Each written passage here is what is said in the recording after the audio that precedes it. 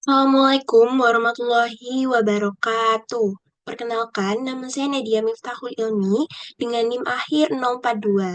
Hari ini saya akan membawakan sebuah topik yang sangat relevan dan penting bagi kita semua, yaitu keluarga berdaya, judi online tak berdaya. Judi online bukan lagi sekedar isu individu, tetapi telah menjadi masalah sosial yang mengancam stabilitas keluarga dan masa depan generasi muda. Pemerintah memang berusaha memberantasnya, akan tetapi peran keluarga sangat penting sebagai benteng utama dalam mencegah pengaruh negatif judi online. Dalam presentasi saya kali ini, saya akan membahas mengapa judi online berbahaya, bagaimana keluarga bisa menjadi benteng utama, serta langkah-langkah konkret apa yang bisa kita lakukan untuk melindungi anggota keluarga dari bahaya ini. Harapannya, setelah presentasi ini selesai, kita semua semakin sadar bahwa pemberantasan judi online itu bukan hanya tugas pemerintah, akan tetapi juga merupakan tanggung jawab kita bersama, terutama dalam lingkungan keluarga. Mengapa judi online berbahaya? Judi online bukan sekedar hiburan saja, tetapi ancaman serius bagi individu dan keluarga. Banyak orang terjerumus tanpa menyadari akan dampaknya. Menurut Bank Indonesia, data menunjukkan bahwa 80% pemain judi mengalami masalah keuangan yang serius. Bahkan, menurut American Psychiatric Association, judi online bisa menyebabkan kecanduan yang setara dengan narkoba. Sekali seseorang terjebak, sulit untuk menghentikannya. Nah, dampaknya itu tidak hanya dirasakan oleh individu itu saja, tetapi juga keluarganya. Menurut BPS, di Indonesia 50% kasus perceraian dipicu oleh masalah keuangan, termasuk akibat judi online.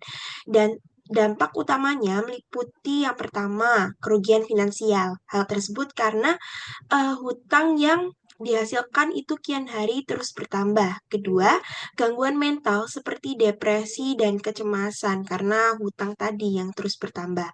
Ketiga, kerusakan hubungan keluarga akibat hilangnya kepercayaan. Nah, eh, orang yang biasanya sudah kecanduan judi online ketika diingatkan oleh keluarganya itu biasanya berjanji untuk tidak mengulanginya lagi. Akan tetapi mereka itu biasanya terus mengulanginya. Hal tersebut kemudian dapat mengakibatkan hilangnya rasa kepercayaan dari anggota keluarganya.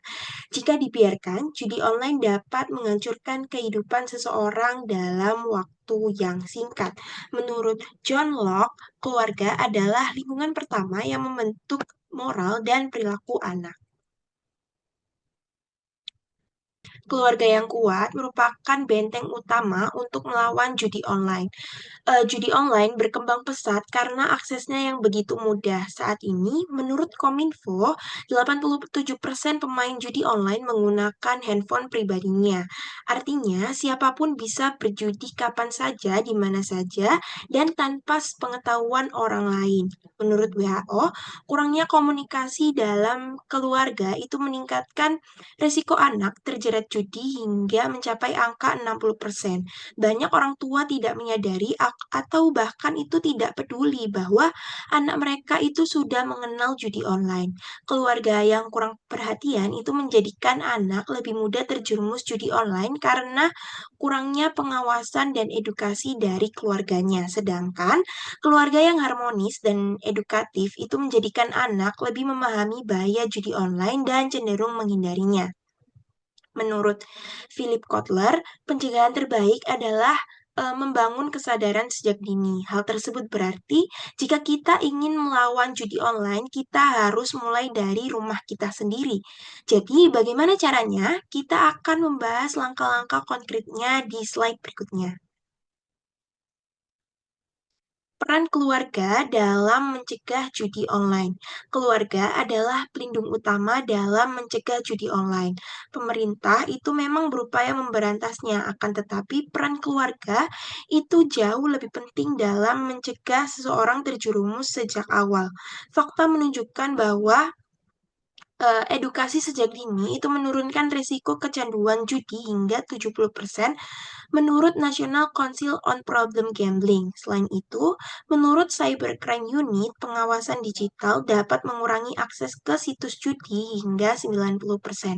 Langkah yang bisa dilakukan oleh keluarga antara lain yaitu yang pertama, membangun komunikasi terbuka agar anak itu merasa nyaman berbicara tentang masalah yang dialaminya. Kedua, memberikan edukasi finansial dan moral untuk mencegah anak itu terjebak pola pikir mudah mendapatkan uang dari hasil judi, dari hasil yang instan seperti itu.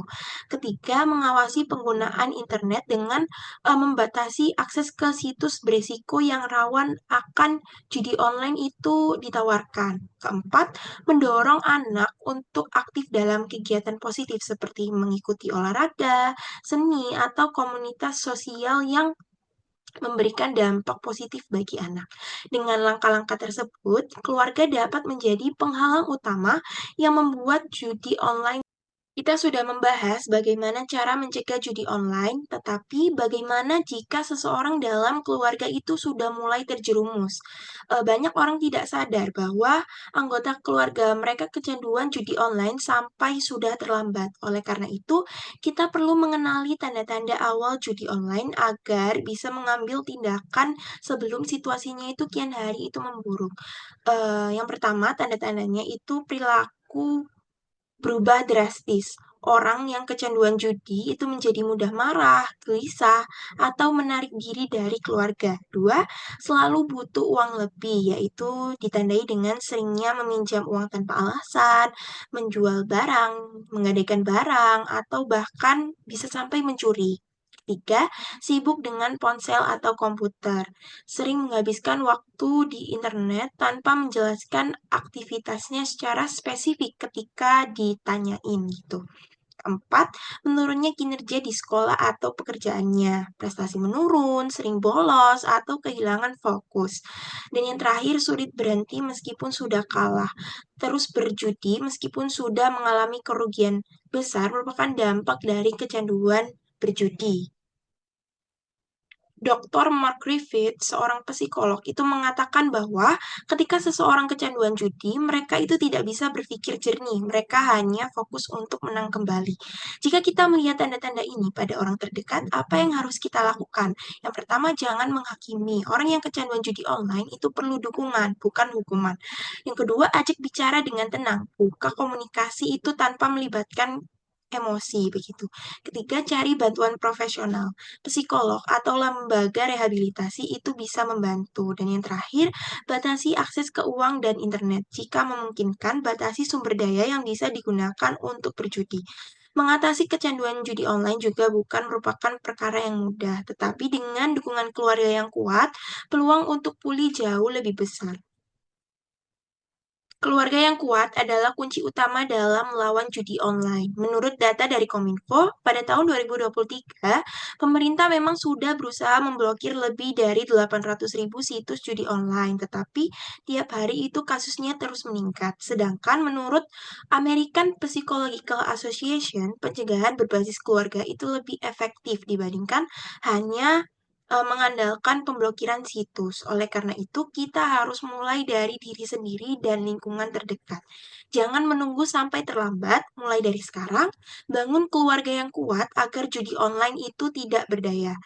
Terima kasih, mari bersama berantas judi online. Sekian dari saya. Wassalamualaikum warahmatullahi wabarakatuh.